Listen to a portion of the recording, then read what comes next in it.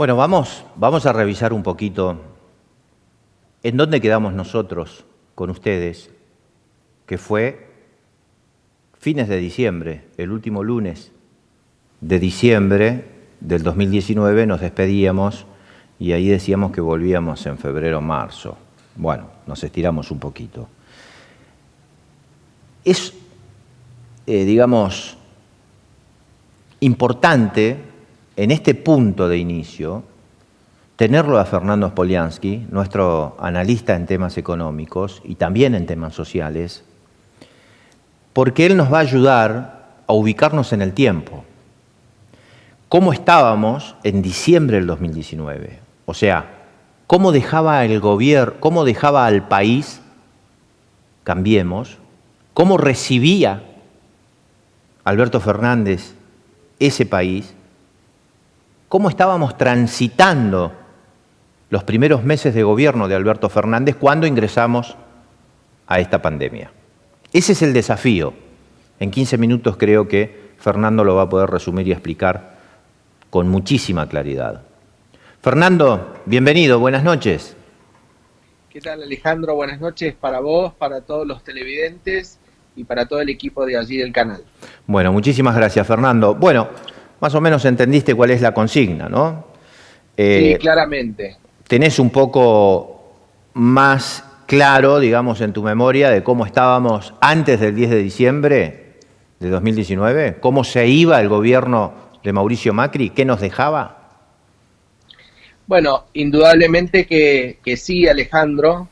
pero claramente el mundo ha cambiado.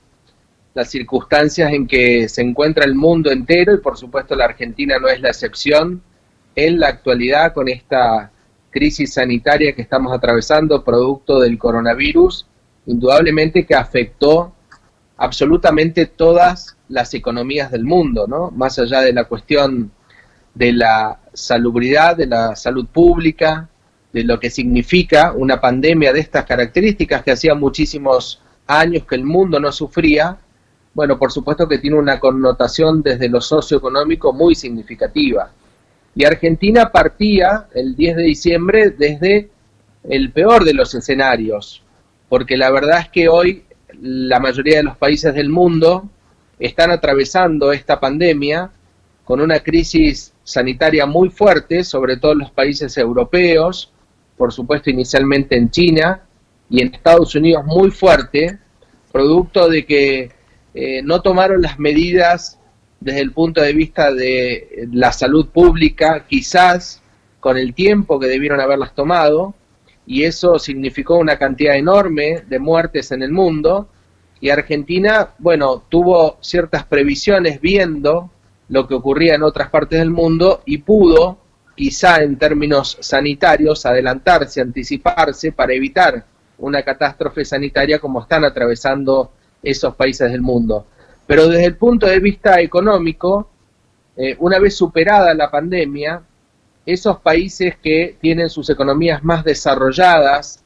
que tienen espaldas más anchas, más grandes para atravesar una crisis de esta magnitud, seguramente van a poder salir más rápido porque cuentan con recursos para hacerlo. Argentina partía el 10 de diciembre del 2019 con una situación muy crítica de su economía, con una profunda recesión económica, es decir, que la economía no crecía, sino que decrecía, la rueda de la economía en vez de girar en el sentido virtuoso, iba girando en el sentido contrario, una caída del consumo estrepitosa, producto de la disminución del poder real de los ingresos de los argentinos, es decir, la pérdida del poder adquisitivo, fundamentalmente de los salarios, de las jubilaciones, de los ingresos de los cuentapropistas, de los autónomos, un escenario de inflación muy elevada, un fenómeno terminado en el mundo, pero que en la Argentina no se pudo superar, y encima un fuerte déficit fiscal financiado con un endeudamiento que en los últimos 4 años significó un incremento de la deuda externa argentina, con tenedores privados de más de 70.000 millones de dólares y con el Fondo Monetario Internacional de más de 57.000 millones de dólares.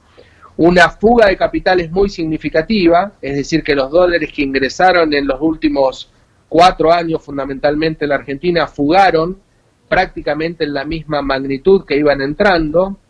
y el 10 de diciembre entonces se planteaba un escenario de cambio de gobierno nacional, de un signo político distinto al que había gobernado la Argentina en los últimos 4 años, y que tenía un montón de tareas por hacer, desde el punto de vista económico. Es decir, partíamos, como te decía, de un lugar que no era el mejor, y que ahora, por supuesto, se ha visto sensiblemente modificado por la pandemia, y que nos lleva a una situación aún más compleja, porque si el 10 de diciembre la situación era difícil, producto de todo esto que acabamos de describir, imagínate una salida de la pandemia en una situación muy desfavorable para la economía, la macroeconomía de la Argentina, es decir, para las cuentas públicas, sin acceso al crédito internacional, es decir, cómo vamos a financiar el fuerte déficit fiscal que ya estamos generando, que ya teníamos, pero que ahora se ve incrementado producto de los recursos que tiene que destinar el gobierno nacional y los gobiernos provinciales y municipales también a sostener la crisis económica que conlleva esta crisis sanitaria. En la actualidad la Argentina está destinando aproximadamente un 3% de su PBI a sostener a aquellas personas que no tienen ningún tipo de ingreso en la Argentina producto de la pandemia. Primero fue el IFE, el ingreso extraordinario, familiar extraordinario de 10.000 pesos, luego fueron los créditos a tasa cero para monotributistas y autónomos, luego fue el programa de asistencia al trabajo y a la producción, donde el Estado paga la mitad del salario de los trabajadores registrados, incrementos en las AUH, incrementos en las jubilaciones, es decir, 3% del PBI de incremento en el gasto social, en el gasto público, para sostener, para atravesar esta situación crítica que nos tiene a las argentinas y a los argentinos en un aislamiento social preventivo y obligatorio, y muchos de los cuales no tienen ningún tipo de ingreso. Esos 3 puntos del PBI van a significar, por supuesto, que alguien los tiene que financiar. ¿Cómo se financian en la actualidad? Con emisión monetaria, es decir, una emisión monetaria que desde el 10 de diciembre hasta ahora prácticamente es del 40% más, es decir, que el dinero que circula en la Argentina es del 40% más del que circulaba el 10 de diciembre de 2019 cuando asumió el gobierno de Alberto Fernández. Sí. Y eso tiene que ver con una modificación de la política monetaria, pero también tiene que ver con que hay que financiar este incremento del gasto público producto de la pandemia, pero son pesos que se están emitiendo sin ningún tipo de respaldo. Todos los sistemas monetarios tienen algún tipo de respaldo, ya sea a través de las reservas de sus bancos centrales, pero la Argentina está haciendo una emisión bastante exacerbada, producto de sostener ese gasto público que se ha incrementado en 3 puntos del PBI, pero que en algún momento, no ahora, porque ahora producto de que la actividad económica no está al 100%, sino que solamente se mantienen algunas actividades económicas y otras están de a poco iniciando sus actividades, bueno, es posible que esa cantidad enorme de circulante monetario, de dinero que está circulando, no tenga un impacto directo sobre la economía, sobre los precios de la economía, pero que en algún momento, cuando esta situación empiece a regularizarse, es posible que ese enorme circulante empiece a presionar sobre los precios y sobre el tipo de cambio. Algunas señales ya tenemos. Por ejemplo, ayer se publicó el índice de precio consumidor del mes de abril, el INDEC lo publicó, ese índice promedió el 1.5%, pero cuando uno analiza hacia adentro el índice de precio consumidor, observa que el 3.2% aumentaron los alimentos y las bebidas durante el mes de abril. En una economía que está virtualmente paralizada, que tiene congelados todos sus precios, porque las tarifas de los servicios públicos están congeladas, porque los combustibles están congelados y porque la mayoría de los precios están pisados de alguna u otra forma por el gobierno, tener un incremento del 3.2% en alimentos y bebidas es realmente preocupante. Eso te muestra a las claras que aún en una economía reducida como la que tenemos, con una inyección de dinero elevada como la que estamos teniendo, presionaría sobre los precios mucho más de lo que presionaría en una situación normal. Claro. Y por otra parte, hay que observar qué está pasando con el tipo de cambio. El tipo de cambio oficial se estabilizó en 69, 70 pesos, pero el dólar paralelo, el que uno tiene acceso, digamos, aún siendo ilegal, está duplicando el precio del valor oficial del dólar, está en 138 pesos. Eso otra vez muestra a las claras la debilidad de nuestra moneda nacional, la desconfianza, la incertidumbre que se genera y cómo la gente se refugia en una moneda de valor, en este caso el dólar, comprando a 138 pesos porque considera que ese es un precio razonable, o más aún que el precio va a continuar aumentando, con lo que eso sabemos que significa para el resto de los precios de la economía, en una economía que está prácticamente dolarizada. Así que la situación de la Argentina, sumado a que todavía no acordamos con los acreedores externos, que estamos en un proceso de negociación donde hemos hecho una oferta, esa oferta con los acreedores privados